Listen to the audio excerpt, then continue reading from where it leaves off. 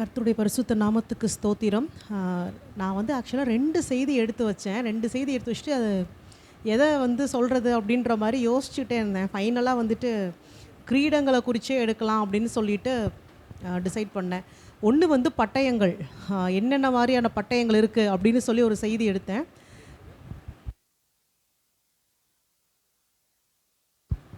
ஆனால் இன்றைக்கு நாம் கிரீடங்களை குறித்து தியானிக்க போகிறோம். எல்லாருக்குமே இந்த கிரீடத்தை பற்றி தெரியும். உலகத்தில் இயேசு கிறிஸ்துவை அறிஞ்சவங்க தான் கிரீடத்தை பற்றி தெரிஞ்சுக்கணுமா அப்படின்றது கிடையாது. எல்லாருக்குமே இந்த கிரீடம்னா என்னன்னு தெரியும். தலையில் வைப்பாங்க, ஆனால் எல்லாருக்கும் வைக்க மாட்டாங்க.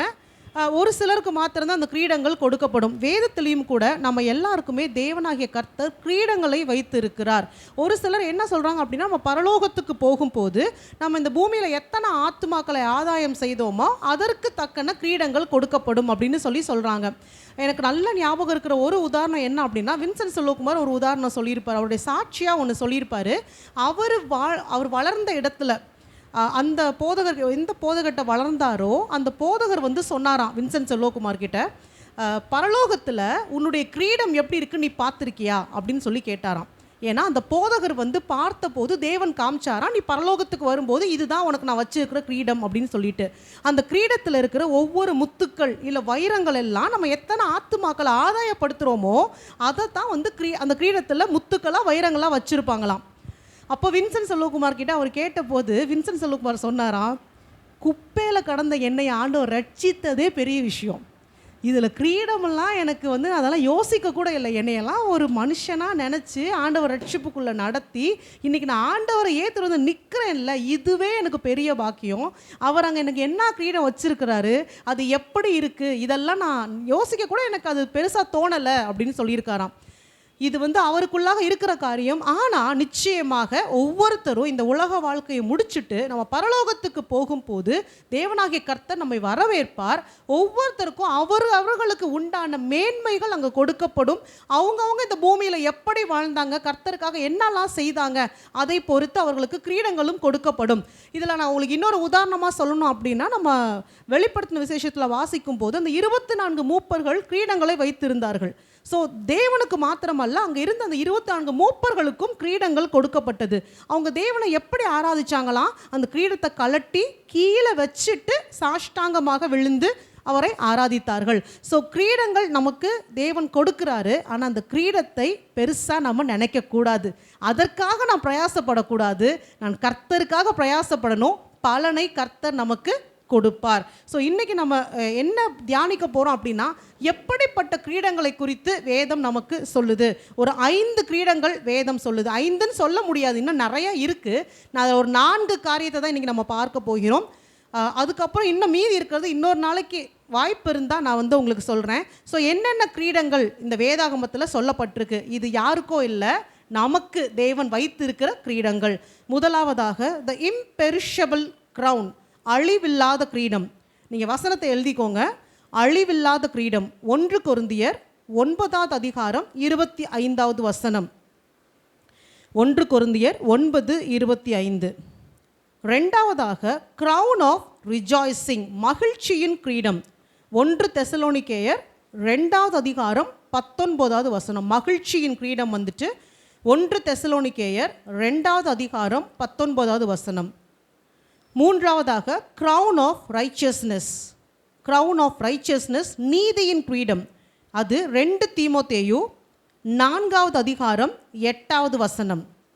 கிரவுன் ஆஃப் ரைச்சியஸ்னஸ், நீதியின் கிரீடம், 2 தீமோத்தேயு 4:8. கிரவுன் ஆஃப் லைஃப், ஜீவ கிரீடம், யாக்கோபு 1:12. யாக்கோபு 1:12, ஜீவ கிரீடம். கிரவுன் ஆஃப் க்ளோரி, மகிமையின் கிரீடம். அது ஏசாயா 62:3. மகிமையின் கிரீடம் ஏசாயா 62:3. ஸோ இதில் நம்ம முதல் 4 காரியங்கள், 4 கிரீடங்களை குறித்து தான் இன்றைக்கி நம்ம பார்க்க போகிறோம். நம்ம ஒவ்வொன்றா எவ்வளோ முடியுமோ அவ்வளோ தூரம் நம்ம தியானிக்கலாம். முதலாவதாக த இம்பெரிஷபிள் கிரவுன், அழிவில்லாத கிரீடம். நம்ம வாசிக்கலாம். 1 கொரிந்தியர் 9 அதிகாரம் 25வது வசனம். பந்தயத்திற்கு போராடுகிற யாவரும் எல்லாவற்றிலேயும் இச்சை அடக்கமாய் இருப்பார்கள். அவர்கள் அழிவுள்ள கிரீடத்தை பெறும்படிக்கு அப்படி செய்கிறார்கள். நாமோ அழிவில்லாத கிரீடத்தை பெறும்படிக்கு அப்படி செய்கிறோம். அப்போ நம்முடைய வாழ்க்கை அப்படின்னு பார்த்தா தேவன் நமக்கு கொடுத்த வாழ்க்கை ஒரு ஓட்ட பந்தயத்தை போல, ஒரு ரேஸ் போல தான் நம்ம ஓடிட்டு இருக்கோம். ஒவ்வொரு நாளும் நான் கர்த்தருக்காக ஓடிக்கொண்டே இருக்க வேண்டும், அவருக்காக செயல்பட்டு கொண்டே இருக்க வேண்டும். உலகத்தில் இருக்கவங்களும் ஓடிட்டு தான் இருக்காங்க, பல காரியத்துக்காக ஓடிட்டு இருக்காங்க. எல்லாருமே சும்மா ஓட மாட்டாங்க. ஒரு பந்தயத்தை எடுத்துக்கிட்டீங்க, ஒரு ரன்னிங் ரேஸ் எடுத்துக்கிட்டிங்கன்னா அவன் எதுக்காக ஓடுறான்? அந்த ஓட்டத்தின் முடிவில் அவன் ஜெயிக்கும் போது அவனுக்கு அங்கே ஒரு ப்ரைஸ் இருக்குது. அது ஒரு கப்பாக இருக்கலாம், ஷீல்டாக இருக்கலாம். அந்த காலத்துலலாம் கிரீடம் கொடுத்தாங்க. ஜெயிக்கிறவங்களுக்கு ஒரு யுத்தத்தில் ஜெயிக்கலாம், இல்லைன்னா அந்த கிளாடியேட்டர்ஸ் மாதிரி இருப்பாங்க, சண்டை போட்டு ஜெயிப்பாங்க. இல்லை ஒரு குத்துச்சண்டையில் ஜெயிக்கிறாங்க அப்படின்னா தலையில் வந்து ஒரு கிரீடம் வைப்பாங்க. அப்படி அந்த பந்தயத்தில் ஓடுறவன், அந்த போட்டியில் கலந்து கொள்கிறவன் எதற்காக பிரயாசப்படுறான் அப்படின்னா, அந்த போட்டியின் முடிவில் நான் ஜெயிக்கும் போது எனக்கு அங்கே ஒரு கிரீடம் கொடுக்கப்படுகிறது. ஆனால் இந்த உலகத்தில் இருக்க எல்லாருமே ஓடிட்டு தான் இருக்காங்க ஏதோ ஒரு காரியத்துக்காக. அவங்க நிறைய பேர் வந்து அந்த கிரீடங்களை பெற்றுக்கொள்ளவும் செய்கிறாங்க. ஆனால் அந்த கிரீடமெல்லாம் அழிவுள்ள கிரீடம், அழிந்து போகக்கூடிய கிரீடம். ஆனால் தேவன் சொல்கிறாரு, நீயும் ஓடிட்டு தான் இருக்க, ஓடணும், கிறிஸ்துவுக்காக பிரயாசப்படணும். ஒரு லக்கு உனக்கு இருக்குது, அந்த லக்கை நோக்கி நீ ஓடணும். உனக்கும் நான் ஒரு கிரீடம் வைத்து இருக்கிறேன், ஆனால் அதுவோ அழிவில்லாத கிரீடம். ஒருவரும் அதை உங்களிடத்திலிருந்து பறித்து கொள்ள முடியாத, உங்களுக்காக எக்ஸ்க்ளூசிவாக தேவன் வைத்திருக்கிற ஒரு அழிவில்லாத கிரீடம் நமக்கு உண்டு. அப்போ இந்த உலகத்தில் பந்தயத்துக்காக ஓடுறவன் எப்படி ஓடுவான் அப்படின்னு பார்த்தீங்கன்னா, ஒரு ரன்னிங் ரேஸ் எடுத்துக்கோங்க. ஒரு ஆத்லெட் இருக்கான், அவன் வந்து ரன்னிங் ரேஸில் பார்ட்டிசிபேட் பண்ணணும் அப்படின்னா தன்னுடைய சரீரத்தை முதலாவதாக அவன் ஒடுக்குவான். என்ன சாப்பிடணும், என்ன சாப்பிடக்கூடாது கரெக்டாக பார்த்து பார்த்து சாப்பிடுவான். டைமுக்கு எழுந்திருப்பான், தினந்தோறும் எக்ஸசைஸ் பண்ணுவான். அவன் ஒருவேளை ஓட்டப்பந்தயத்தில் கலந்துக்கிறான் அப்படின்னா ஓடி ஓடி ப்ராக்டிஸ் பண்ணுவான், டைமர் ஃபிக்ஸ் பண்ணி ப்ராக்டிஸ் பண்ணுவான். எவ்வளோ சீக்கிரம் ஓடுறேன், எந்த அளவுக்கு நான் வந்து ஜெயிக்கிறேன், நான் முந்தி ஓடணும், அதுக்கு என்ன செய்யணுமோ அதில் மட்டும்தான் அவனுடைய கவனம் இருக்கும். கொஞ்சம் கூட டிஸ்ட்ராக்ட் ஆகவே மாட்டான்.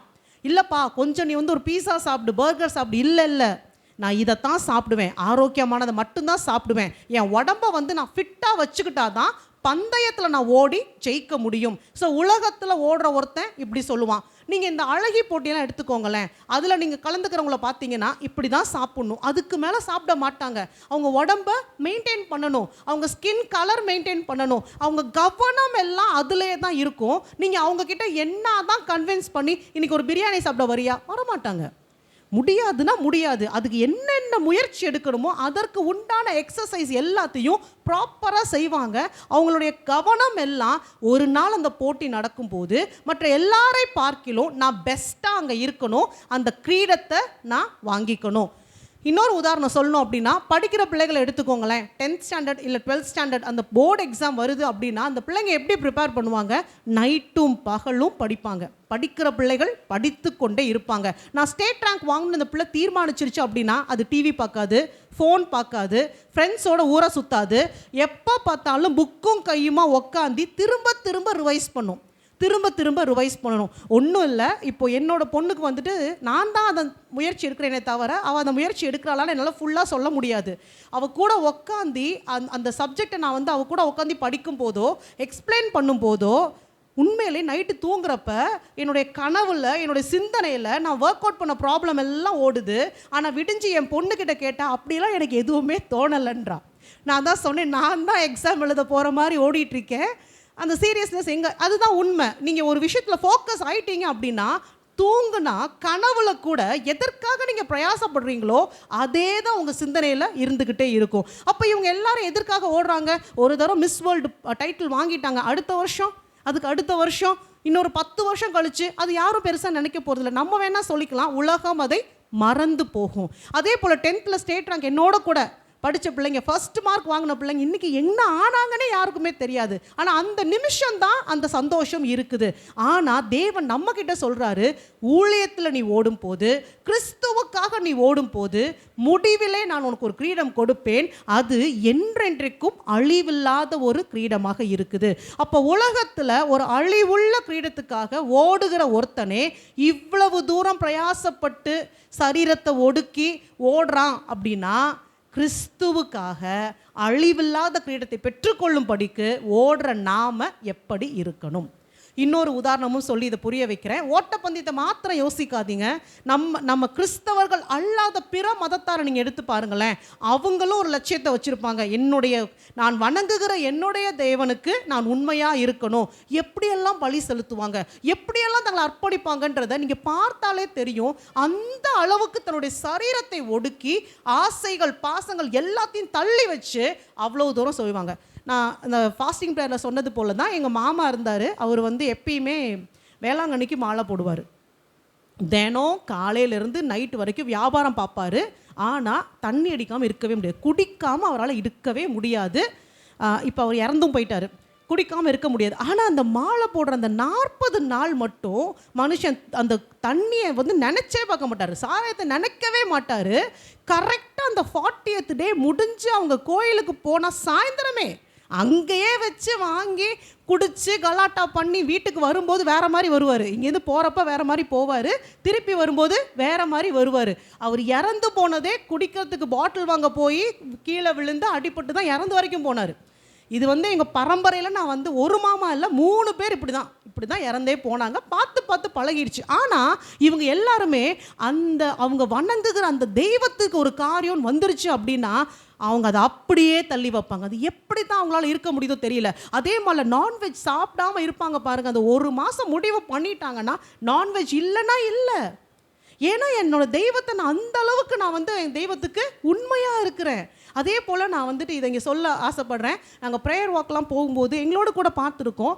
மற்றவர்களும் அவங்க தெய்வத்துக்கு நடந்து போகிறத நான் உண்மையிலே பார்த்து நான் வெட்கப்பட்டிருக்கேன்.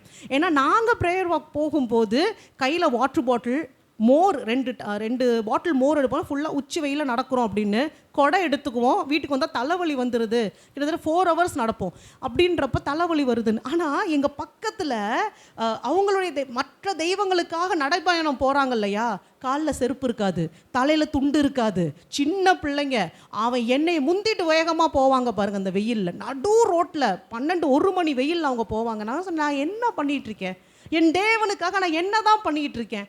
ரொம்ப ரொம்ப ரொம்ப நம்ம அவர்களை பார்த்து கற்றுக்கொள்ள வேண்டும். அப்போ எந்த அளவுக்கு நான் என்னுடைய சரீரத்தை, ஆசைகளை, இச்சைகளை ஒடுக்கி என் தேவனுக்காக பிரயாசப்படுறேனோ, ஒடுக்கிறது மாத்திரம் அல்ல, இது எல்லாம் செஞ்சதுக்கப்புறம் ரன்னிங் ரேஸில் ஓடினா தான் ப்ரைஸு.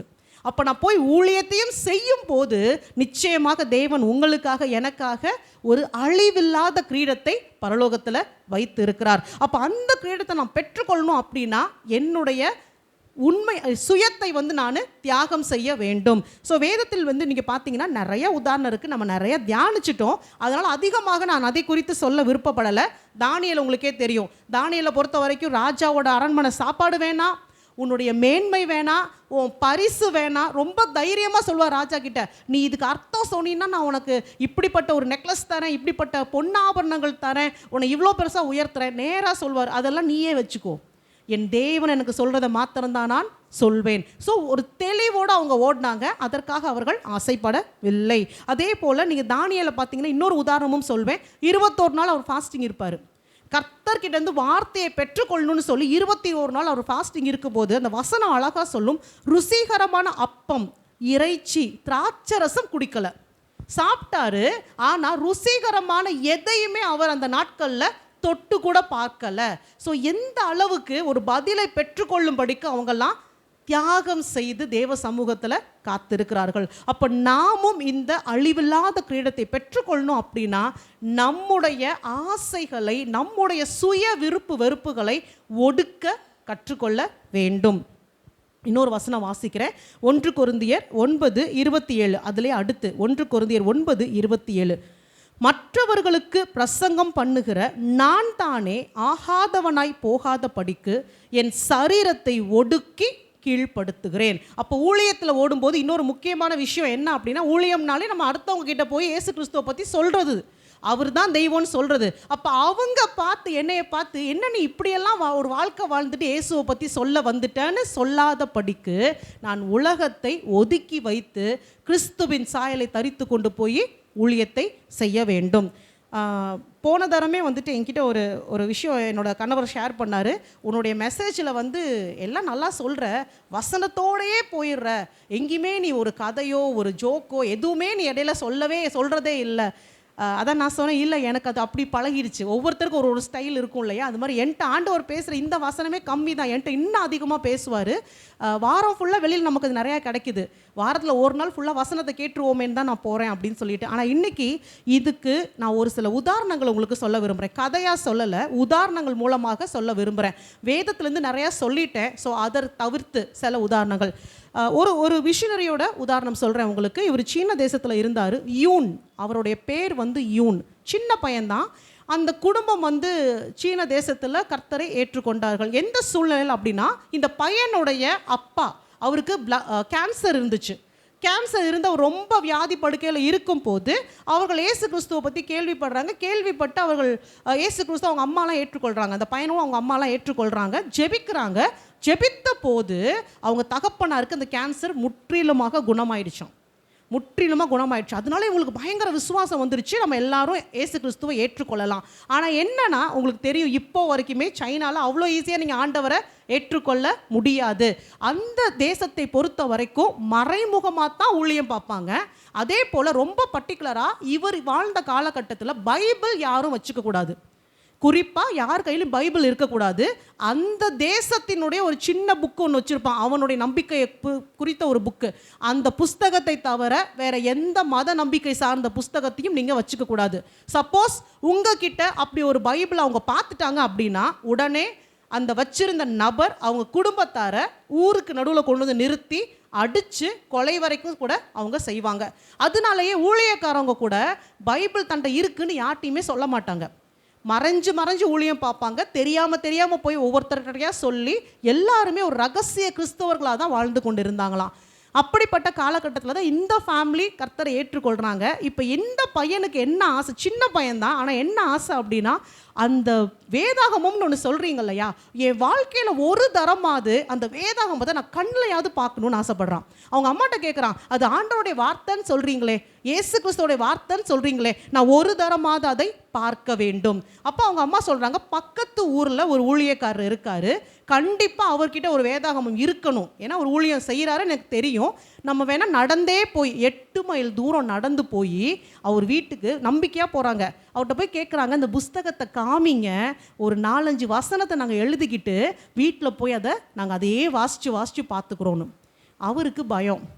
தன்ட்ட வேதாகமம் இருக்குன்றது வெளியே தெரிஞ்சதுன்னா என்ன நடக்கும்ன்றது அவருக்கு நல்லா தெரியும். இவங்களை நம்பி நம்ம காமிக்கிறதான்ற யோசனையில் அந்த ஊழியக்காரர் சொல்கிறார், என்கிட்ட வேதாகமம் இல்லை, என்கிட்ட இல்லைப்பா, என்கிட்டலாம் இல்லை அப்படின்னோடனே இவங்க சொல்கிறாங்க, இல்லைங்க, தயவு செய்து புரிஞ்சுக்கோங்க, பார்த்துட்டாவது கொடுத்துட்றேன், நீங்கள் எதுவுமே வேணாம், எனக்கு அதை பார்க்கணுன்னு ஆசையாக இருக்குது, பார்த்துட்டாவது நான் கொடுத்துட்றேன். அவர் சொன்னாராம், நீ வீட்டில் போய் நல்லா ஜெபம் பண்ணுப்பா, இது வந்து ஆண்டவர் தான் கொடுக்க முடியும், என்கிட்ட இல்லை, உனக்கு வேணும்னா நீ வீட்டில் போய் ஜெபம் பண்ணு. இந்த பையன் உடனே ரொம்ப ஏமாற்றத்தோடு வீட்டுக்கு வரான். வந்து அவங்க அம்மா அதை விட்டுட்டாங்க.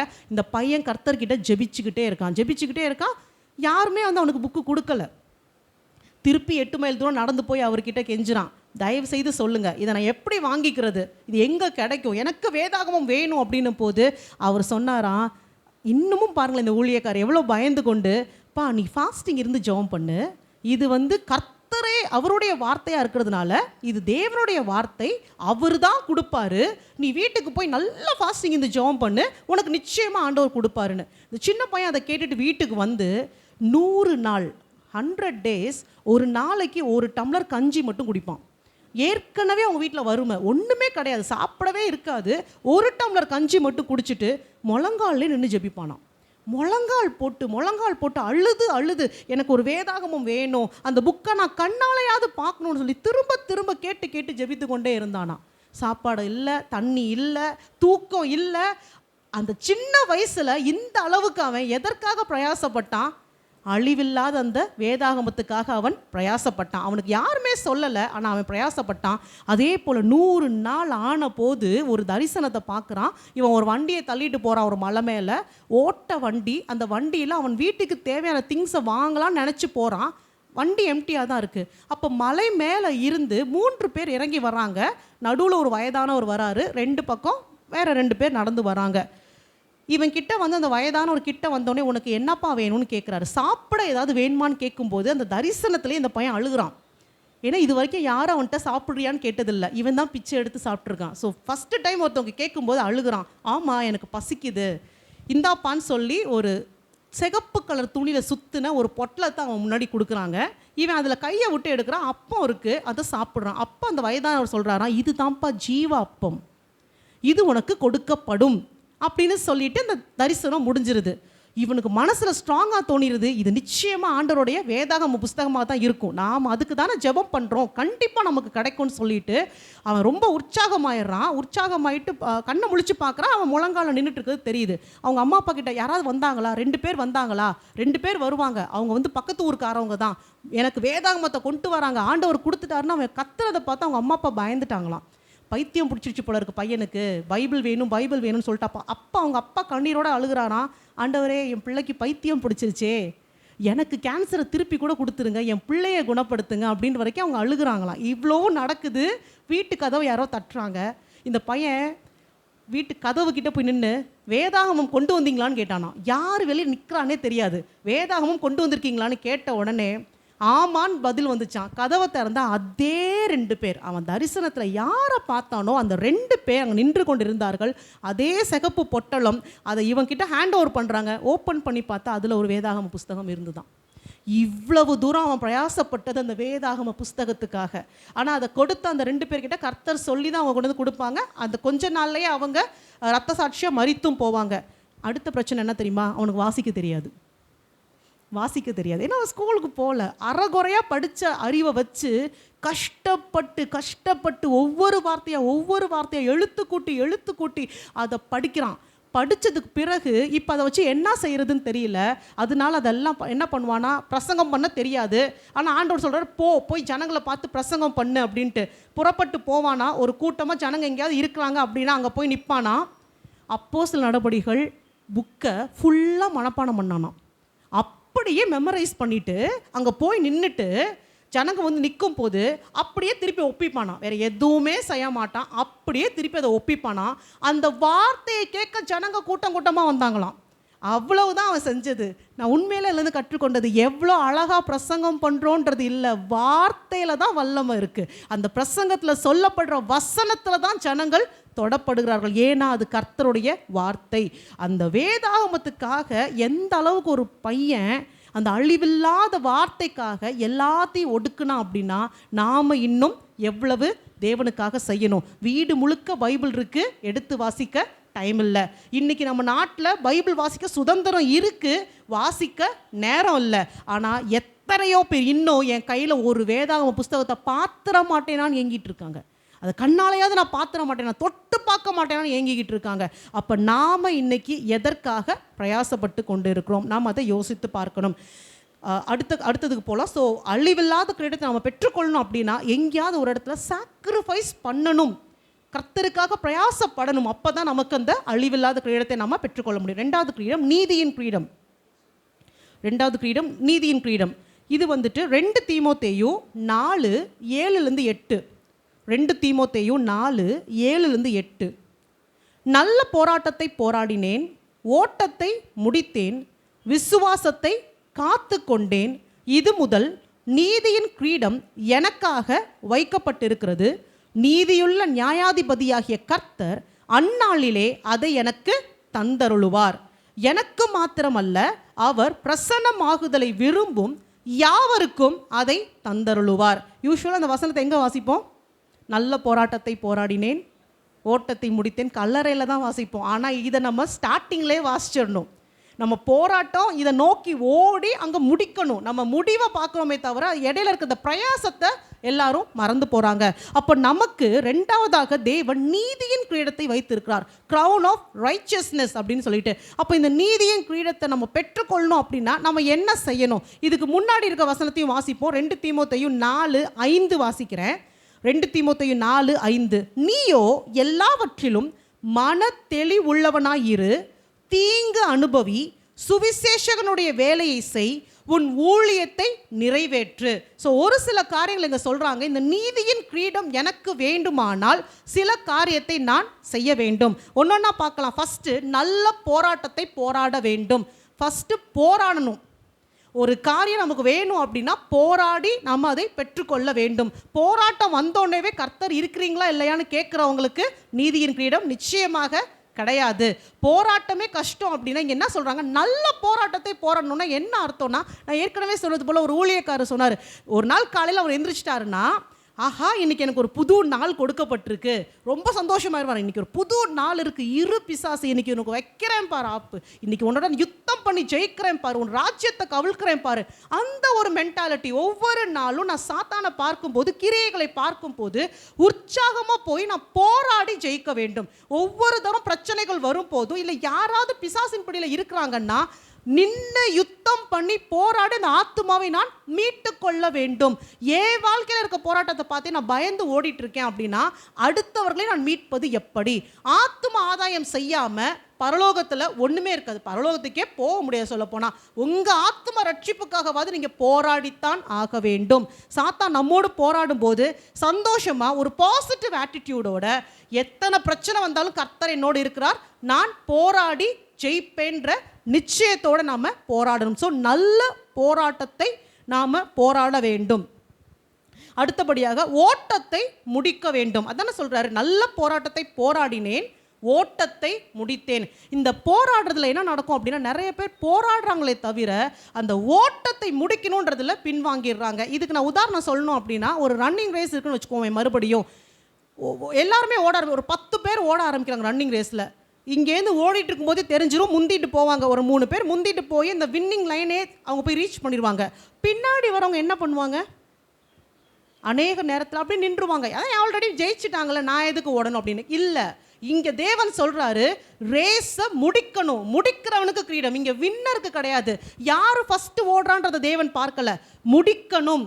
போராட்டம் எத்தனை நாள் தொடர்ந்தாலும் நீங்கள் அதை விட்டு விலகி ஓடிடாமல் தொடர்ந்து நின்று ஜெயிக்கிறவருக்கு வின்னிங் பாயிண்ட் வரைக்கும் போகணும். அப்போ தான் நமக்கு நீதியின் கிரீடம் வைக்கப்பட்டு இருக்குது. இதுக்கும் ஒரு ஒரு ஒரு உதாரணம் சொல்கிறேன். எனக்கு நான் இதை கேட்ட கதை தான். எனக்கு அந்த நபர் யாருன்னு தெரியல. ஒரு ஒலிம்பிக்ஸ் கேம் ஒன்று நடந்த போது மேரத்தான் போட்டி நடந்துச்சான். மேரத்தான் போட்டி நடந்த போது எல்லா நாட்டிலேருந்து பங்கு எடுத்துட்டாங்க, வின்னர்ஸ் எல்லாம் வந்துட்டாங்க. சொல்லப்போனால் அவார்டே கொடுத்துட்டாங்களாம். அவார்டு கொடுத்து பாதி ஆடியன்ஸே அந்த ஸ்டேடியத்தை விட்டு வெளியே போகிற நேரத்தில் ஒரு நாட்டை சேர்ந்தவர் அந்த ஸ்டேடியத்துக்குள்ளே வராரு. மேரத்தான் ரேஸ் முடித்து அவர் வந்து அந்த வின்னிங் லைன் கிட்டே வரும்போது அங்கே இருந்தவங்களுக்குலாம் ஆச்சரியமாக இருந்துச்சான். என்ன இவ்வளோ லேட்டாக வரீங்க? அவங்க எப்படி எதிர்பார்த்தாங்கன்னா, இன்னும் ஏன் இவ்வளோ சின்சியராக ஓடி வரீங்க? அங்கே வந்து ப்ரைஸே கொடுத்து முடிச்சிட்டோங்க, வின்னர்ஸ் எல்லாம் போயிட்டாங்க, ஆடியன்ஸே பாதி பேர் போயிட்டாங்கன்னப்போ அவர் ஒரு வார்த்தை சொன்னார். அவர்கிட்ட கேட்டப்ப, என்னுடைய நாடு இவ்வளோ கஷ்டப்பட்டு இவ்வளோ செலவு பண்ணி என்னை இந்த போட்டியில் கலந்துக்கிறதுக்கு அனுப்புனது போட்டியை பாதியிலேயே விட்டுட்டு போகிறதுக்கு இல்லை, அதை முடிக்கிறதுக்கு தான் என்னை அனுப்பி வச்சாங்க. வித்தியாசம் இருக்கா? நான் ஜெயிக்கிறேனோ தோக்குறேனோ அது அடுத்த பிரச்சனை. ஆனால் எதற்காக நான் ஓட்டத்தை ஆரம்பிச்சேனோ ஓட்டத்தை நான் முடிக்க வேண்டும். இன்றைக்கி அநேக நேரம் ஓட்டத்தில் தோற்று போனது போல தான் தெரியும். ஆனாலும் ஓடிக்கொண்டே இருக்கும்போது அந்த ஜெயத்தை உங்கள் கண்கள் ஒரு நாள் பார்க்கும். இயேசு கிறிஸ்து சிலுவையில் அடிக்கப்பட்ட போது அவர் தோற்று போனது போல தான் தெரிஞ்சுது, அங்கேயே எல்லாத்தையும் விட்டுட்டு போனது போல தான் தெரிஞ்சுது. அப்போஸ்தலர்கள் விட்டு ஓடி போயிட்டாங்க, என்ன முடிஞ்சிருச்சு, அவ்வளோதான், ரேஸ் முடிஞ்சிருச்சு, இவரே செத்து போயிட்டார், இனிமேல் என்ன இருக்குது? ஆனால் முடிவு அங்கே வந்துச்சா? இயேசு கிறிஸ்து தொடர்ந்து ஓடினார். அந்த மரணத்துக்கும் பாதாளத்துக்கும் ஒரு திறவுகோலை கையில் எடுத்துட்டு பரலோகத்துக்கு போகிற வரைக்கும் அவர் நிற்கவே இல்லை.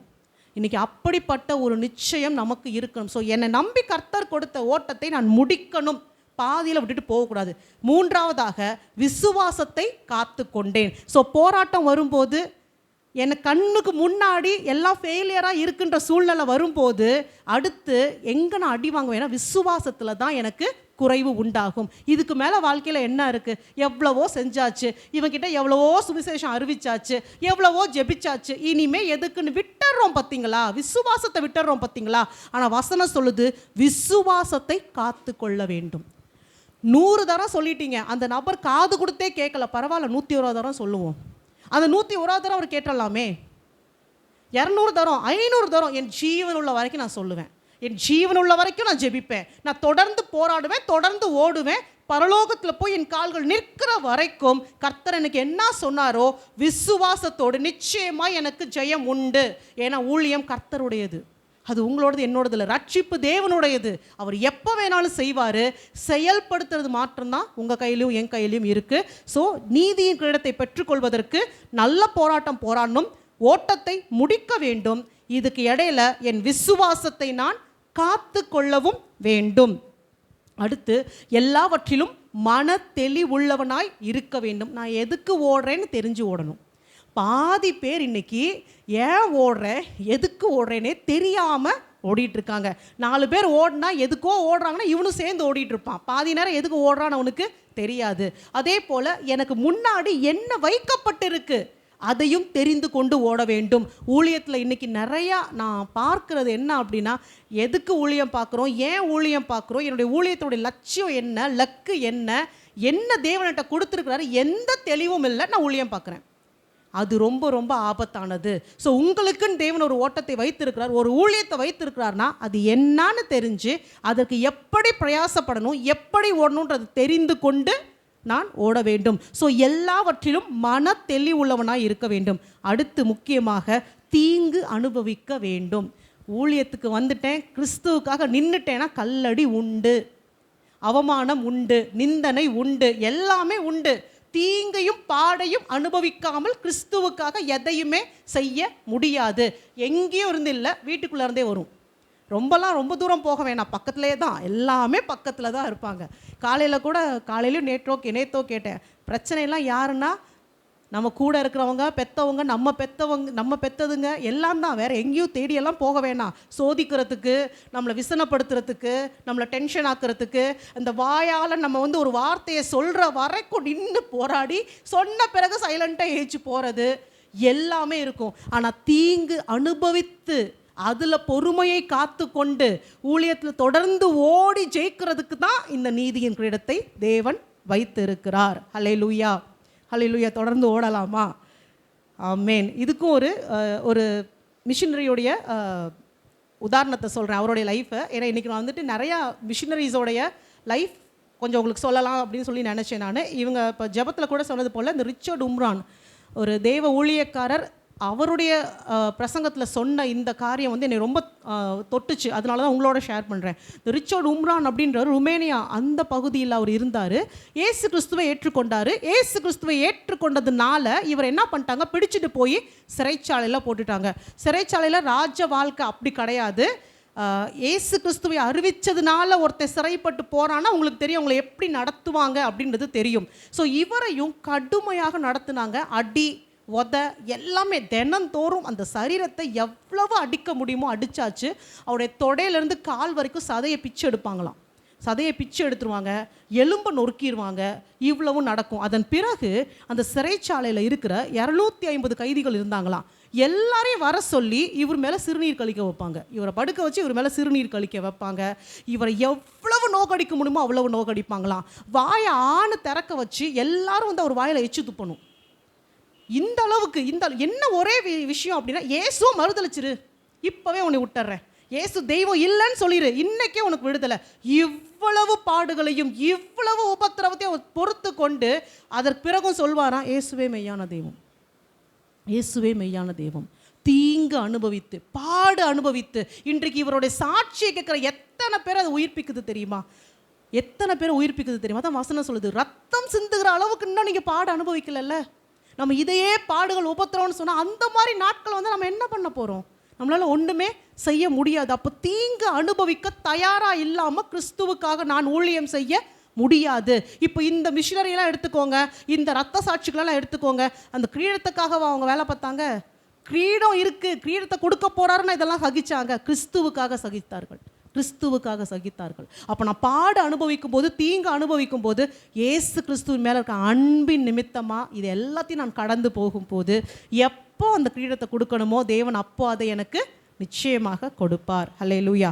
கடைசியாக இந்த பகுதியில் சுவிசேஷகனுடைய வேலையை செய், உன் ஊழியத்தை நிறைவேற்று, உன் ஊழியத்தை நிறைவேற்று. அடுத்தவன் ஊழியத்தை இல்லை, உங்களுக்காக கர்த்தர் நம்பி ஒப்புவித்த ஊழியம் எதுவோ அதை நிறைவேற்றும் போது தான் கிரீடம். புரியுதுங்களா? உங்களுக்குன்னு ஒரு ஊழியத்தை கர்த்தர் வச்சிருக்காரு, நம்ம அதை விட்டுருவோம். அவங்க ஊழியம் பார்க்குறாங்க, இவங்க ஊழியம் பார்க்குறாங்க, அது நல்லா இருக்குது, இது நல்லா இருக்குது. நீங்கள் எவ்வளவு செய்தாலும் சரி, நான் திரும்பவும் சொல்கிறேன், உங்களுக்குன்னு கர்த்தர் கொடுத்த ஊழியத்தை செய்யாமல் பரலோகத்துக்கு போனால் நானாக உன்னை செய்ய சொன்னேன்னு கேட்டுருவார். ஆண்டவரே, உங்கள் நாமத்தினால பிசாசுகளை துரத்தணும், நான் உன்ட்ட என்ன சொன்னேன்? நீ என்ன செஞ்சுட்டு வந்திருக்க. ஒரு எக்ஸாம் பேப்பர் எடுத்துக்கோங்க. எக்ஸாமில் நான் ஃபுல்லாக எல்லாத்துமே படிச்சுட்டு போயிருக்கேன். அவன் கொஸ்டின் கேட்டிருக்கான், கேட்ட கொஸ்டினுக்கு பதில் எழுதாமல் வேற ஒரு கொஸ்டினுக்கு கரெக்டாக தான் இருக்குது அந்த ஆன்சர். எழுதுனா மார்க் கொடுப்பீங்களா? டீச்சர்ஸ் எல்லாம் இருப்பீங்க இங்கே. அப்படி எழுதுனா மார்க் கொடுப்பீங்களா? நான் திருப்பியும் சொல்கிறேன், அந்த ஆன்சர் புக்கில் இருக்குங்க மேம், கரெக்டான ஆன்சர் தான். கொஸ்டினுக்கான ஆன்சர் எழுதினா தானே எனக்கு மார்க் கிடைக்குது. அப்போ உங்ககிட்ட கொடுத்த ஊழியத்தை செய்யாமல் ஊரெல்லாம் சுற்றி என்னதான் நீங்கள் செய்தாலும் கர்த்தர்கிட்ட வரும்போது 0 மார்க் தான் வரும். 0 மார்க் தான் வரும். ஸோ உங்களுக்கு கொடுத்த ஊழியத்தை முதலாவது செய்து பிற ஊழியங்களை உங்களை இணைத்து கொண்டு ஓடுங்க, தவறு கிடையாது. ஆனால் உங்கள்கிட்ட கொடுத்த காரியத்தை நீங்கள் நிறைவேற்றணும். அதை தான் அந்த வசனம் சொல்லுது, சுவிசேஷனுடைய வேலையை செய். சமயம் வாய்த்தாலும் வாய்க்காவிட்டாலும் வசனத்தை பிரசங்கம் பண்ணிடுங்க. ஒருத்தருக்கோ 2 பேருக்கோ, யாருமே இல்லைன்னா உங்கள் வீட்டில் எம்டியாக சேரை போட்டு அங்கே ஆள் இருக்காங்கன்னு அசியூம் பண்ணி சொல்லிடுங்க வசனத்தை. போய் சேர வேண்டிய இடத்துல நிச்சயமாக அது போய் சேரும். உன் ஊழியத்தை நிறைவேற்று. ஸோ இந்த 6 காரியத்தை நீங்கள் செய்யும் போது நமக்காக நீதியின் கிரீடம் வைக்கப்பட்டு இருக்கிறது. என்னென்ன காரியம்? நல்ல போராட்டம் போராட வேண்டும், ஓட்டத்தை முடிக்க வேண்டும், விசுவாசத்தை காத்து கொள்ள வேண்டும், எல்லாவற்றிலும் மன தெளிவுள்ளவனாய் இருக்க வேண்டும், தீங்கு அனுபவிக்க வேண்டும், சுவிசேஷங்களுடைய வேலையை செய்ய வேண்டும், அதில் உன் ஊழியத்தை நிறைவேற்ற வேண்டும். ஸோ இதெல்லாம் செஞ்சால் நமக்கு என்ன கிரீடம் இருக்குது? நீதியின் கிரீடம் வைக்கப்பட்டு இருக்குது. இன்னும் ஒரு கிரீடம் பார்க்கலாம். க்ரௌன் ஆஃப் ரிஜாய்சிங், மகிழ்ச்சியின் கிரீடம். 1 தெசலோனிக்கேயர் 2வது அதிகாரம் 19-20 வரைக்கும். 1 தெசலோனிக்கேயர் 2 19-20. எங்களுக்கு நம்பிக்கையும் சந்தோஷமும் மகிழ்ச்சியின் கிரீடமுமாய் இருப்பவர்கள் யார்? நம்முடைய கர்த்தராகிய இயேசு கிறிஸ்து வரும்போது அவருடைய சன்னிதானத்திலே நீங்கள் அல்லவா அப்படி இருப்பீர்கள். அப்போ பவுல் தெசலோனிக்கேயரை பார்த்து சொல்றாரு, எங்களுக்கு நம்பிக்கையும் சந்தோஷமும் மகிழ்ச்சியின் கிரீடமுமாய் இருப்பவர்கள் யார்? அப்போ இங்கே சொல்லப்படுற மகிழ்ச்சியின் கிரீடம் வேற யாரும் இல்லை. யாருக்கெல்லாம் நீங்கள் சுவிசேஷத்தை பிரசங்கித்து யாரெல்லாம் தேவனை ஏற்றுக்கொள்கிறார்களோ அந்த ஆத்துமாக்கள் நமக்கு கிரீடமாக கொடுக்கப்படுகிறார்கள். அப்போ அதுதான் மகிழ்ச்சின்னு சொல்கிறாங்க. பரலோகத்தில் எப்போ அந்த சந்தோஷம் உண்டாயிருக்கும்? அடுத்த வசனத்தை வாசிக்கிறேன். நீங்களே எங்களுக்கு மகிமையும் சந்தோஷமுமாய் இருக்கிறீர்கள். எப்போ பரலோகத்தில் சந்தோஷம் உண்டாயிருக்கும்? உங்களுக்கு உடனே எது ஞாபகத்துக்கு வருது? ஒரு பாவி மனம் திரும்பும் போது பரலோகத்தில் மிகுந்த சந்தோஷம் உண்டா இருக்குது. மற்ற எல்லாத்தையும் விட்டுருங்க, எத்தனையோ விஷயம் இருக்குது பரலோகத்தில் போய் நீங்கள் களி கூறுவதற்கு, ஆடி பாடி சந்தோஷப்படுறதுக்குன்னு. ஆனால் பரலோகமே சேர்ந்து ஒரு காரியத்துக்காக சந்தோஷப்படுதுன்னா, பூமியில் ஒரே ஒரு பாவி மனம் திரும்பிட்டாலே பரலோகத்தில் என்ன உண்டாயிருக்குமா? மிகுந்த சந்தோஷம் உண்டாயிருக்கும். அந்த பாவி மனம் திரும்புவதற்கு நான் ஒரு கருவியாக இருக்கும் போது அந்த சந்தோஷத்தின் கிரீடத்தை தேவன் எனக்கு கொடுக்கிறாரு. அப்போ எவ்வளோ பெரிய காரியம். அப்போ நம்ம ஆண்டவருடைய காரியத்தை, அவர் தான் உண்மையான தேவன்றதை போய் மற்றவர்களுக்கு சொல்லி அவர்களுக்குள்ள ஒரு மாற்றம் வரும்போது மகிழ்ச்சியின் கிரீடத்தை தேவன் நமக்கு கொடுக்கிறார். ஹல்லேலூயா, ஹல்லேலூயா. அப்போ யாரெல்லாம் இந்த மகிழ்ச்சியின் கிரீடமாக இருக்கிறாங்க? அதாவது எப்படி சொல்கிறேன்னா, எல்லா ஆத்துமாக்கள் தான். அதில் கொஞ்சம் கேட்டகரைஸ் பண்ணி நம்ம பார்ப்போம். யாரெல்லாம் நமக்கு துரோகம் செய்கிறாங்க, நம்மளை காயப்படுத்துகிறாங்க. நல்லா இருக்கும்போது நமக்கு நன்மை செய்கிற ஒருத்தன்ட்டையே போய் இன்றைக்கி சத்தியத்தை சொல்ல யோசிக்கிறோம். நல்ல ஃப்ரெண்டு தான், கூடவே இருக்கிறாங்க, பாசமாக பேசுகிறாங்க, தீபாவளிக்கு ஸ்வீட்டெல்லாம் கொடுப்பாங்க, அவங்க பண்டிகைக்கு பிரியாணியெல்லாம் கொண்டு வந்து கொடுப்பாங்க, நம்ம வாங்கிக்கிறோம், திருப்பி விஷ் பண்ணுறோம். அவங்கள்ட்ட போய் இயேசு தான் தெய்வம்னு சொல்கிறதுக்கு நமக்கு வாய் வரல. எப்படி? நமக்கு நன்மை செய்கிறவங்கள்ட்ட சொல்ல வாய் வரல. ஆனால் இந்த சந்தோஷம் எப்படின்னா, மனம் திரும்புகிற ஒரு பாவி, உங்களை யார் காயப்படுத்துகிறாங்க, உங்களை யார் துக்கப்படுத்துகிறாங்க, யார் உங்களுக்கு அகேன்ஸ்டாக செயல்படுறாங்க, நீங்கள் இயேசு கிறிஸ்துவை ஏற்றுக்கொண்ட காரணத்தின் நிமித்தமாக யாரெல்லாம் உங்களை பகைக்கிறாங்களோ அவர்களுக்காக நீங்கள் ஜெபிக்கும் போது அந்த ஆத்மா மனம் திரும்பும் போது இன்னும் எவ்வளோ பெரிய சந்தோஷம் உண்டாயிருக்கும். உங்கள் ஆட்டிடியூடை கொஞ்சம் மாற்றி பாருங்கள். ஒருத்தன் உங்ககிட்ட சண்டை போட்டுகிட்டே இருக்கான், உங்கள் ஓன் ஃபேமிலியாக இருக்கலாம், இல்லை வெளியிலையாக இருக்கலாம், தொடர்ந்து அவங்கள காயப்படுத்துகிறாங்க, துக்கப்படுத்துகிறாங்க, அவங்கள திட்டுவோம். சில பேர் ஒரு எக்ஸ்ட்ரீமுக்கு போய் சபிக்கவும் செய்வாங்க, இவெல்லாம் எப்படி நல்லாவே இருக்க மாட்டான் அப்படின்னு சபிக்கவும் செய்வாங்க. ஆனால் ஒருவேளை அவனுக்காக நம்ம ஜெபிச்சிட்டோம், மொட்டி போட்டு ஜெபிச்சிட்டோம், அவன் இயேசுவை ஏற்றுக்கிட்டான், இங்கேயும் பிரச்சனை தீர்ந்துச்சு, பரலோகத்துலேயும் மிகுந்த சந்தோஷம். அந்த சந்தோஷம் எவ்வளவு அதிகமாக இருக்குன்னு யோசிச்சு பாருங்க. அப்போ இன்னைக்கு ஆண்டவர் அதை தான் சொல்கிறாரு, உங்களை சிநேகிக்கிறவர்களுக்காக நீங்கள் ஜெபிக்கிறது ஓகே, நல்ல விஷயம்தான். ஆனால் உங்களை பகைக்கிறவர்களுக்காக நீங்கள் ஜெபித்து, உங்களை சபிக்கிறவர்களுக்காக நீங்கள் ஜெபித்து, அந்த ஆத்துமா ரட்சிக்கப்படும் போது பரலோகத்தில் மிகுந்த சந்தோஷம் உண்டாயிருக்கும். மத்தேயு எழுதின சுவிசேஷம் 5வது அதிகாரம் 44 48. மத்தேயு 5 44 48.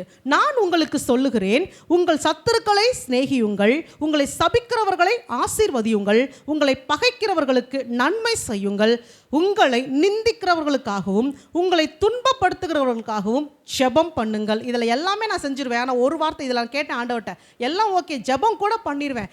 ஆனால் என்னை எதிர்த்து நிற்கிறவனை மனசார நீ நல்லா இருப்பான்னு சொல்கிறது எவ்வளோ பெரிய விஷயம். கஷ்டம், உண்மை அது.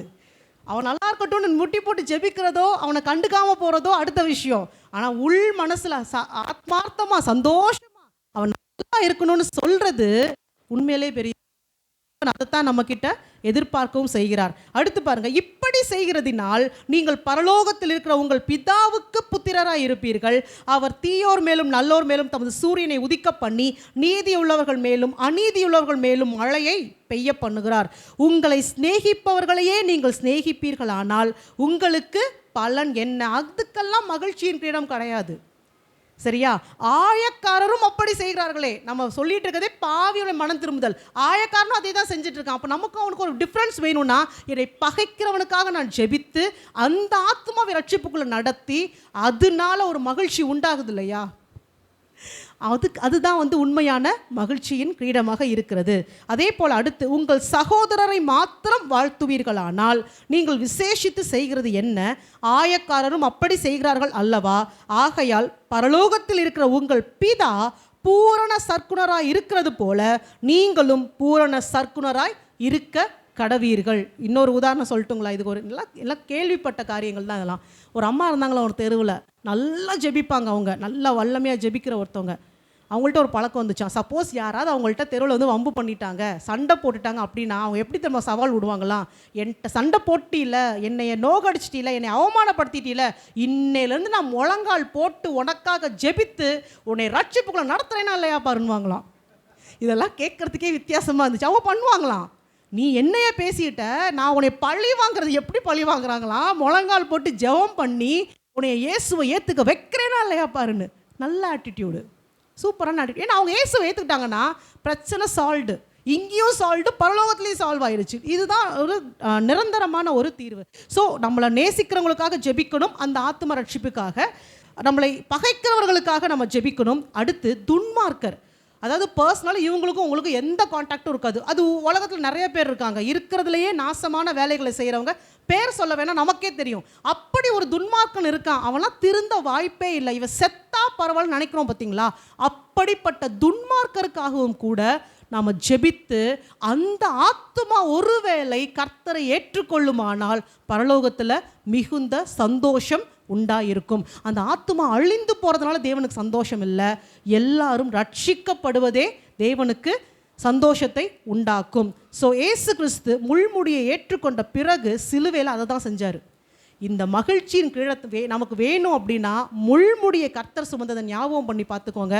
முள்முடியை சுமந்ததில் இருந்து அவரை பகைத்தவர்களையும் வெறுத்தவர்களையும் அதிகமாக பார்க்கலாம். சம்பந்தமே இல்லாதவங்க, அப்போஸ்தலர்கள்லாம் கூட கிடையாது, அவரோட உறவாக இருந்தவங்கள எவனோ முகம் தெரியாதவன் வரான், அடிக்கிறான், காயப்படுத்துகிறான், அசிங்கப்படுத்துகிறான், அவர்களுக்காக அவர் ஜெபித்தார்.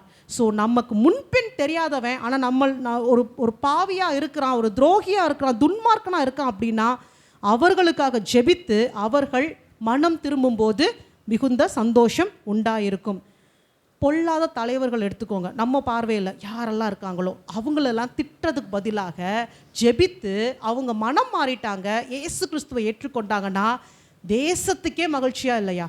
ஒரு தேசத்துக்கே அதனால் மகிழ்ச்சி இருக்கா இல்லையா? இன்னொருத்தவங்க சொல்கிறேன் பாருங்கள், பொல்லாத ஊழியக்காரங்களை எடுத்துக்கோங்க. அது நிறைய பேர் சொல்லுவோம், நம்ம டெய்லி நம்மளை கேட்டால் இந்த ஊழியக்காரன் அப்படி செஞ்சுட்டான், அந்த ஊழியக்காரன் அப்படி பண்ணிட்டான், இவன் இங்கே விழுந்து போயிட்டான், அவன் அங்கே விழுந்து போயிட்டான். அதெல்லாம் நல்லா தான் இருக்குது. ஆனால் யோசிச்சு பாருங்கள், நான் ஃபாஸ்டிங் ப்ரேயரில் சொன்னது போல தான் மனம் திரும்புகிற ஒரு பாவியை குறித்தே பரலோகத்தில் மிகுந்த சந்தோஷம் உண்டாயிருக்குன்னா மனம் திரும்புகிற ஒரு ஊழியக்காரனை குறித்து இன்னும் எவ்வளோ சந்தோஷம் உண்டாயிருக்கும். அவன் என்னன்னாலும் ஆண்டவர் ஒரு காலத்தில் ஏற்றுக்கிட்டான், நம்பி கர்த்தர் அவன்கிட்ட ஒரு ஊழியத்தை கொடுத்துருக்கிறாரு, ஒரு அபிஷேகத்தை கொடுத்துருக்கிறாரு. இன்றைக்கி அவன் விழுந்து போயிட்டான், எவ்வளவு துக்கம் கர்த்தருக்கு இருக்கும். இன்றைக்கி அவர்களுக்காக ஜெபித்து ஒருவேளை அந்த ஊழியக்காரன் மனம் திரும்பி பழைய ட்ராக்குக்கு வந்துட்டான், கர்த்தரோடு அவன் ஒப்புரவாயிட்டானா எவ்வளோ பெரிய சந்தோஷம் பரலோகத்தில் உண்டாயிருக்கும். அதுதான் மகிழ்ச்சி. அவன் விழுந்து போகிறான், எப்படா விழுவான்னு பார்த்துட்டு இருந்தேன், பற்றியா நான் அன்னைக்கே சொன்னேன் இவெல்லாம் விழுந்து போவான். அதில் எல்லாம் மகிழ்ச்சி, அதில் மகிழ்ச்சி இல்லை. அவனுடைய ரட்சிப்பில் தான் உண்மையான மகிழ்ச்சி இருக்குது. இன்னும் ஒருத்தரையும் சொல்கிறேன், சபையை துன்பப்படுத்துகிறவர்கள், சபையை துன்பப்படுத்துறவங்க, இவங்கெல்லாம் பொல்லாத ஊழியக்காரன் கிடையாது. எங்கெல்லாம் ஊழியம் நடக்குதோ அந்த ஊழியத்தை கெடுக்கணும், அடிக்கணும், நொறுக்கணும், சபையை துன்பப்படுத்தணும், அவன் மட்டும் ரட்சிக்கப்பட்டான்னு வச்சுக்கோங்களேன். உண்மையிலே சொல்கிறேன், நம்ம வேதத்திலே உதாரணம் இருக்குது. பெரிய பவுலே உருவாயிருவார் நம்ம தேசத்தில். அப்படி சபையை நொறுக்கிறவனுக்காக மட்டும் நம்ம பாரத்தோடு ஜெபித்து அவர்கள் ரட்சிக்கப்படும் போது தேசம் பெரிய ஊழியக்காரனை சந்திக்கும், பெரிய ஊழியக்காரனை சந்திக்கும். பர்சிக்யூட்டர்ஸ் பிகமிங் ப்ரீச்சர்ஸ், அதுதான் நான் சொல்வேன். நிறைய இடத்துல அது நடந்திருக்கும் கூட. ஸோ அப்படிப்பட்டவர்களுக்காக நம்ம அவங்க ரட்சிப்பிற்காக ஜெபிக்கும் போது மிகுந்த சந்தோஷம் உண்டாயிருக்கும். எல்லாவற்றுக்கும் மேலாக மாந்திரீகம் செய்கிறவங்க, சாத்தானுடைய பிடியில் டைரெக்டாக இருப்பாங்க இல்லையா, அவர்களுக்காக ஜெபிப்பது மிக மிக அவசியம். ஏன்னா அவங்கள ஈஸியாக ரட்சிப்புக்குள்ளே கொண்டு வர முடியாது. அந்த பிடியிலேருந்து அவங்களை விடுவிக்கிறது லேசான காரியம் கிடையாது. அவங்கெல்லாம் சாத்தானோட உடன்படிக்கை செய்து அவங்க ஒப்புரவாக இருப்பாங்க. அந்த பிடியிலேருந்து அவங்களை விடுவிக்கிறது கஷ்டம். ஆனால் எங்கெல்லாம் அப்படிப்பட்டவர்கள் விடுவிக்கப்பட்டு கர்த்தரை ஏற்றுக்கொள்கிறாங்களோ பெரிய ரட்சிப்பு உண்டாயிருக்கும். அவர்கள் மூலமாக தேவன் பெரிய காரியங்களை செய்வார். உண்மையான மகிழ்ச்சி பரலோகத்தில் உண்டாயிருக்கும். ஹல்லேலூயா, ஹல்லேலூயா. அப்போ நம்ம இன்னிலேருந்து எதற்காக ஜெபிக்க போகிறோம், அதில் நம்ம கவனமாக இருக்க வேண்டும். ஒரு வசனத்தை வாசிக்கிறேன்.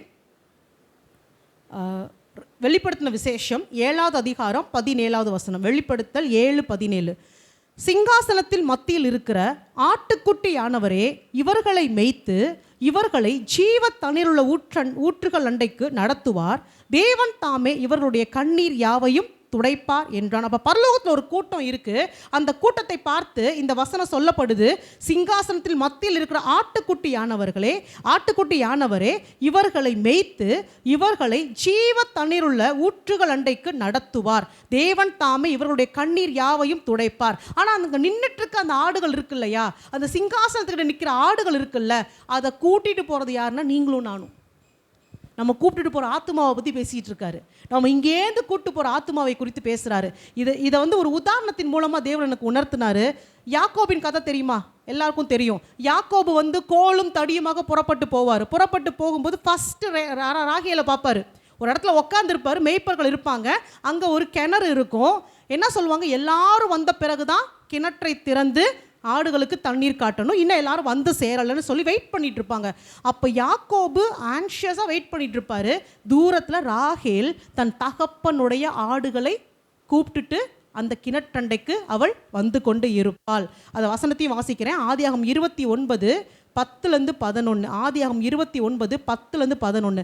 யாக்கோபு தன் தாயின் சகோதரனான லாபானுடைய குமாரத்தியாகிய ராகேலையும் தன் தாயின் சகோதரனான லாபானுடைய ஆடுகளையும் கண்டபோது யாக்கோபு போய் கிணற்றின் வாயில் இருந்த கல்லை புரட்டி தன் தாயின் சகோதரனாகிய லாபானின் ஆடுகளுக்கு தண்ணீர் காட்டினான். பின்பு யாக்கோபு ராகேலை முத்தம் செய்து சத்தமிட்டு அழுது. அப்போ ராகேலை பார்த்தோன்னே யாக்கோபு ஓடி போய் அந்த ஃபர்ஸ்ட் என்ன செய்யலாம், கிணத்தினுடைய அந்த மூடியை எடுத்துட்டு அந்த ஆடுகளுக்கு தண்ணீரை காண்பித்து பிறகு ராகேலை முத்தம் செய்து அழுகிறான். இதே தான் இப்போ நம்ம முன்னாடி வாசித்த வசனத்துலையும் நடக்கும். பரலோகத்துக்கு நீங்கள் போகும்போது இத்தனை ஆத்துமாக்களை ஆதாயப்படுத்தி உங்களோடு கூட கூட்டிகிட்டு போகும்போது யாக்கோபை போலாங்க தேவனாகிய கர்த்தர் ஓடி வந்து அந்த ஆடுகளுக்கான ஜீவ தண்ணீரை கொடுத்து மணவாட்டியை கட்டி பிடித்து முத்தம் செய்து சத்தமிட்டு சந்தோஷமாக ஆனந்த கண்ணீரோட இவ்வளோ பேரை எனக்காக ஆயத்தப்படுத்தி கூட்டிகிட்டு வந்திருக்கேன். இதுதான் சந்தோஷம், இதுதான் மகிழ்ச்சியின் கிரீடம். இதற்கு தான் நம்ம பிரயாசப்பட வேண்டும். இத்தனை காலம் இத்தனை மிஷினரிகள், இத்தனை ஊழியக்காரங்களும் இதற்காகத்தான் பிரயாசப்பட்டார்கள். ஹல்லேலூயா, ஹல்லேலூயா. போர் அடிக்குதா? ஸோ ஆத்துமாக்களை அவரிடத்திற்கு கொண்டு போக வேண்டும். இதில் இன்னொரு 2 காரியம் சொல்லிவிட்டு நான் முடிக்கிறேன். மற்ற கிரீடங்களை இன்னொரு நாளைக்கு நம்ம பார்ப்போம். ஆத்துமாக்களை அப்போ நம்ம ஆதாயப்படுத்தி எங்கே கூப்பிட்டு போகணும்? கர்த்தர்கிட்ட கூப்பிட்டுட்டு போகணும். இதில் இன்னொரு காரியம் சொல்லித்தரேன் உங்களுக்கு. நீங்கள் ரொம்ப கஷ்டப்படக்கூட வேணாம். நம்ம வேலை ஆத்துமாவை வாட்டி வதச்சி நாம் ரட்சிப்பை கொடுத்தணுன்றது கிடையாது. நம்ம பண்ண முடியாது. நம்ம வேலை ஒரு ஆத்துமாவை கர்த்தர்கிட்ட கூப்பிட்டுட்டு போய் சேர்க்கிறது. சேர்த்துட்டோன்னா மீதி இருக்கிற காரியத்தை தேவன் அழகாக செய்து முடிப்பார். ஆனால் அந்த ஆத்துமாவை அங்கே கூப்பிட்டுட்டு போகிற ப்ராசஸ் இருக்குல்ல, அதற்குத்தான் நீங்கள் ஜெபிக்கணும், சுவிசேஷத்தை அறிவிக்கணும், பொறுமை வேண்டும். இன்னும் இத்தனை தடவை சொல்கிறேன், கேட்கவே மாட்டேன்ற, அதெல்லாம் இல்லை. எத்தனை முறைனாலும் பொறுமையாக சொல்லி அந்த ஆத்துமாவை கர்த்தரை கொண்டு போய் நம்ம சேர்த்து விட வேண்டும். சப்போஸ் இப்போ நான் இவ்வளோ நேரம் சொல்லிட்டேன், இதற்கு பிறகும் நான் அதெல்லாம் செய்ய முடியாதுங்க, மகிழ்ச்சியின் கீழமே கூட இல்லைனாலும் பரவாயில்ல, நான் ஏன் போய் ஆத்துமா கிட்ட ஆண்டவர்கிட்ட வர சொல்லி கூப்பிடணும், நான் ஏன் மனுஷங்க கிட்ட போய் சர்ச்சுக்கு வான்னு சொல்லணும், அதெல்லாம் செய்ய மாட்டேன், கர்த்தர்கிட்ட நான் ஆத்துமாவை கூப்பிட்டுட்டு போக மாட்டேன்னு ஒருவேளை நாம் சொல்வோமானால் அந்த ஆத்துமாவை எப்படி தாங்கிட்ட கூப்பிட்டுட்டு வரணும்னு தேவனுக்கு தெரியும். ஆனால் நமக்கு கிரீடம் போயிடும், நமக்கு மேன்மை போயிடும், நமக்கு அவர் வைத்திருக்கிற அந்த பங்கை நாம் இழந்து போவோம். நல்லா புரிஞ்சுக்கோங்க. உங்களையும் என்னையும் நம்பி கர்த்தர் ஊழியம் செய்யலை, உங்களையும் என்னையும் நம்பி ஊழியம் செய்யலை. நமக்கு ஒரு கிருபையை கொடுத்துருக்கிறாரு. கிருபையா என் கூட நீ சேர்ந்துக்கோப்பா, வெறும் கையா பரலோகத்துக்கு வராத, நீயும் ஒரு 4 ஆத்துமாவை ஆதாயப்படுத்திட்டு வந்து என்கிட்ட நில்லு, உனக்கு ஒரு சான்ஸ் கொடுக்குறேன், ஒரு பார்ட்டை கொடுக்குறேன், அவ்வளவுதானே தவிர நாம் யாருமே இல்லைனா கூட ஆத்துமாக்களை ரட்சிக்க தேவனால் கூடும். ஒருத்தரும் தேவையில்லை. அப்போ நமக்கு இன்னைக்கு ஒரு கிருபையை கொடுத்துருக்கிறார் இல்லையா, ஒரு பொறுப்பை கொடுத்துருக்கிறார் இல்லையா, நாம் அதை காப்பாற்றி கொள்ள வேண்டும், பயன்படுத்த வேண்டும். 2 உதாரணம் சொல்கிறேன். நாம் இல்லாமல் தேவன் எப்படி ஆத்துமாக்களை ஆதாயப்படுத்துகிறார். நல்லா தெரிஞ்ச கதை தான். விபச்சாரத்தில் கையும் மெய்யுமாக பிடிக்கப்பட்ட ஸ்திரீ, அந்த கதையை நம்ம எல்லாரும் கேட்டிருப்போம். யோவான் 8வது அதிகாரம். அந்த ஸ்திரீயை இயேசு கிறிஸ்துக்கிட்ட கூப்பிட்டு வந்தது யாரு? அவங்க அப்போஸ்தலர்கள் போனாங்களா? ஊழியக்காரன் போனானா? யாரெல்லாம் அவ கூட விபச்சாரம் பண்ணானோ அவனை கொண்டே அந்த ஸ்திரீயை தன்ட்ட கொண்டு வந்தாரா இல்லையா? கொண்டு வந்தாரா இல்லையா? தேவன் தீர்மானிச்சிட்டாரு அந்த ஸ்திரீயை ரட்சிக்கணும்னு சொல்லிட்டு. தேவன் தேடி போகலை, அப்போஸ்தலர்கள் போகலை, ஊழியக்காரவங்க போகலை. யாரெல்லாம் அவளோடு கூட பாவம் செய்தார்களோ அதே நபர்கள் அந்த ஸ்திரீயை கரெக்டாக இயேசு கிறிஸ்துவை கூட்டு வந்துட்டான். அவன் கல்லடிச்சு கொல்லலை, அவளை தள்ளி விடலை, என்கரேஜ் பண்ணலை. இதுதான் தேவனுடைய செயல். நீங்களும் நானும் இல்லைன்னா எவன் விரோதியாக இருக்கானோ, எவன் கிறிஸ்துவுக்கு அகேன்ஸ்டாக நிற்கிறானோ அவனை கொண்டே ஆத்துமாக்களை தன்னாண்டையில் கூட்டி கொண்டு வந்து சேர்க்க கர்த்தரால் கூடும். அப்போ நான் இன்னைக்கு மௌனமாக இருந்தேன்னா சான்ஸ் இன்னொருத்தங்கிட்ட போயிடும். கூப்பிட்டுட்டு வந்த எல்லாருமே மனம் திரும்பினானான்னு தெரியாது. ஆனால் அந்த ஸ்திரீ அன்னைக்கு தேவன் ரட்சிப்புக்குள்ளாக நடத்தினார். தீர்மானிச்சிட்டார்னா செஞ்சிருவார். இந்த ஆத்துமாவை ரட்சிக்கணும்னு கர்த்தர் சித்தம் வச்சுட்டாரு அப்படின்னா யாரை கொண்டு வேணாலும் அவர் நிச்சயமாக செய்து முடிப்பார். சமாரிய ஸ்திரீயை எடுத்துக்கோங்க. தேவன் தேடி போனார். அங்கே அப்போஸ்தலர்கள் எங்கே போனாங்க? சாப்பாடு வாங்க போனாங்க. இன்றைக்கி ஊழியக்காரவங்க வந்து எனக்கு உலகம் வேணும், சாப்பாடு வேணும், துணிமணி வேணும், இந்த தேவை அந்த தேவன் போயிட்டாலும் தேவன் அவங்களை யாரையும் கடிந்து கொள்ளலை. உனக்கு அது முக்கியமாக இருந்துச்சு, நீ போன. ஆனால் நான் அந்த ஆத்துமாவை தேடி போய் ரட்சிப்புக்குள்ளாக நடத்துவேன். தேவன் ஓய்ந்து போக மாட்டார், வேலையை செஞ்சுட்டு தான் இருப்பார். நீங்களும் நானும் செய்கிறேனோ இல்லையோ. 2 உதாரணம். 3வது உதாரணம், அந்த லேகியோன் பிசாசு பிடித்த மனிதன். இவங்க எல்லாரும் புறப்பட்டு அந்த ஊருக்கு போய் நிற்கிறாங்க. யார் அந்த மனுஷனை கர்த்தர்கிட்ட கொண்டு வந்தது? பிசாசே கூட்டு வந்துச்சு. சொல்ல போனால் ஒன்றுமே இல்லை. நல்லா யோசிச்சு பாருங்க. ஏன்னா அவனுக்குள்ளாக அவ்வளோ பிசாசு இருந்துச்சு. சரீரத்தை கீறிக்குவான், அடிப்பான், மூர்க்கமாக இருப்பான். அவன் பக்கத்தில் போகிறதுக்கோ அந்த பக்கமாக நடந்து போகிறதுக்கே ஜனங்கள் பயந்து கொண்டு இருந்தாங்க. அங்கே இயேசு கிறிஸ்து போய் நிற்கும் போது ஆக்சுவலாக கிறிஸ்துவை பார்த்தா பிசாசு என்ன பண்ணணும்? வேற பக்கம் ஓடி போகணும், ஆப்போசிட் டைரக்ஷனில் ஓடி போகணும். உள்ள இருந்த பிசாசுகளே என்ன பண்ணுது? அந்த மனுஷனை தர தர தர இழுத்துட்டு வந்து கர்த்தருடைய பாத அந்த இடத்துல அவன் ரட்சிக்கப்பட்டானா இல்லையா? சாத்தானை கொண்டு கூட, பிசாசுகளை கொண்டு கூட, எந்த குட்டி சாத்தானை ஏவி விட்டு ஒருத்தனை வந்து நிர்மூலமாக்கணும்னு சாத்தான் நினைச்சானோ அதே குட்டி பிசாசுகளை வைத்தே அந்த மனுஷனை தன்னண்டையில கொண்டு வந்து நிறுத்த தேவனால் கூடும். அப்போ நீங்களும் நானும் எவ்வளோ ஜாக்கிரதை இன்றைக்கி தேவன் நமக்கு கொடுத்த வேலையை செய்யணும்னு யோசித்து பார்த்துக்கோங்க. ஸோ நம்மளை நம்பி அவர் கிடையாது, பட் இது நமக்கு கொடுக்கப்பட்ட சான்ஸு. இதை நம்ம மிஸ் பண்ணிட்டோம் அப்படின்னா மகிழ்ச்சியை இழந்து போவோம், மகிழ்ச்சியின் கிரீடம் நமக்கு கிடைக்காது. ஸோ ரொம்ப கவனமாக இருக்க வேண்டும். நான் இன்றைக்கி 3 கிரீடம் உங்களுக்கு சொல்லியிருக்கேன். முதலாவதாக அழிவில்லாத கிரீடம், 2வதாக நீதியின் கிரீடம், 3வதாக மகிழ்ச்சியின் கிரீடம். ஸோ இந்த கிரீடத்தை எல்லாம் பெற்றுக்கொள்ள வாஞ்சிப்போம். வேணாம் ஆண்டவரே, தேவையில்லை, நான் அதெல்லாம் ஆசைப்படுறதில்ல, அப்படி கிடையாது. அது தேவன் கொடுப்பது. அதற்காக பிரயாசப்படலனாலும் இந்த நான் சொன்ன காரியத்தெல்லாம் செய்து ஆத்துமாக்களை ஆதாயப்படுத்தி பரலோகத்துக்கு நாம் அழைத்து கொண்டு போக வேண்டும். நாம் கண்களை மூடி ஜெபிப்போம். ஸ்தோத்திரம் ஆண்டவரை, நன்றியோடு துதிக்கிறேன் அப்பா, ஸ்தோத்தரிக்கிறேன். நாங்கள் இப்பொழுதும் தியான காரியங்கள் எல்லாவற்றையும் கர்த்தாவே உமது கரத்தில் வைக்கிறோம் அப்பா. எங்களுடைய அனுதின வாழ்க்கையில் இது எங்கள் சிந்தையாக இருக்கட்டும். நாங்கள் செயல்படுத்த எங்களுக்கு உதவி செய்யுங்க.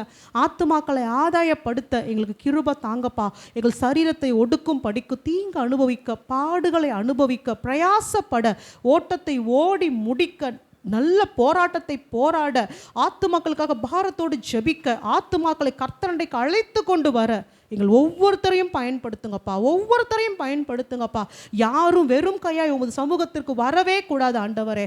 அந்த மகிழ்ச்சிக்குள்ளாக நாங்கள் பிரவேசிக்கும் போது கர்த்தர் எங்களை நம்பி கொடுத்த சகோதர சகோதரிகளோடு கூட நாங்கள் பிரவேசிக்கணுமே.